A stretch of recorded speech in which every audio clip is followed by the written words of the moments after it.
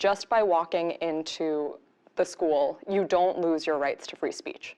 Officials in Annapolis High School are taking quick action against nearly a dozen students accused of cyberbullying. We first told in favor of a former high school student punished by her school after posting a vulgar video on social media. Schools are paying a lot more attention to what students post online, and that can have severe consequences for students and schools. Harvard did a video rant she posted after she didn't make the varsity cheerleading squad.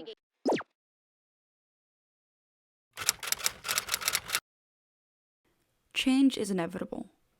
In a country like the United States, the plethora of cultures and the increasing melting pot of people makes something like change normal. One of the biggest changes that the United States has faced recently is the monumental growth of technology, more specifically, social media, and the impact it has on the pre-existing notion of freedom of speech in the United States. In recent years, the discourse of freedom of speech on social media has become increasingly prevalent, especially in relation to the school's right to discipline students based on their online presence. This poses the question, do schools have authority to dictate student speech online? So personally, I think that schools shouldn't control students' free speech because considering the fact that we all have opinions, we all have our beliefs, and we should be able to talk freely on them, schools shouldn't be able to control what a student says or what a student does in regards to voicing an opinion. On almost all occasions, schools should not be censoring kids online or in person or anything. Historically, the Supreme Court has sided with students' right to free speech. This can be seen in the Tinker versus Des Moines Supreme Court case, where students were suspended for wearing black armbands in protest of the Vietnam War. The Supreme Court ruled in favor of the students and famously said that students don't shed the constitutional right to freedom of speech or expression at the schoolhouse gate. Even today, the Supreme Court recognizes that if student speech does not cause substantial disruption, they are protected under the First Amendment.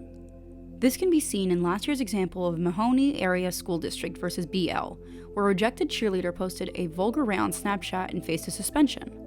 Ultimately, the Supreme Court ruled in the continuous protection of students' First Amendment rights, even online. The Supreme Court ultimately decided that there are only 4 instances where school can intervene in student speech. 1. Harassment targeting particular individuals. 2. Threats aimed at teachers or other students. 3. The failure to follow rules concerning lessons, the writing of papers, the use of computers, or participation in other online school activities. And 4. Breaches of school security devices, including material maintained within school computers.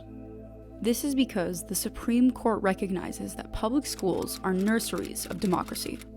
Students' online presence and more private matters should not be handled by the schools because I don't think schools should intervene in private affairs and in private lives. And it's definitely part of our First Amendment rights, those of which should be protected in school. Simply put, schools should not regulate a student's online presence unless it is threatening to the school or harming an individual. Students retain the right to have opinions about institutions and the way that they are run. Overall, freedom of speech is one of the most prominent American ideals, and it would be unjust and unconstitutional to strip these rights from students. Our government must continue to ensure that every American receives the right to free speech, no matter how old they are.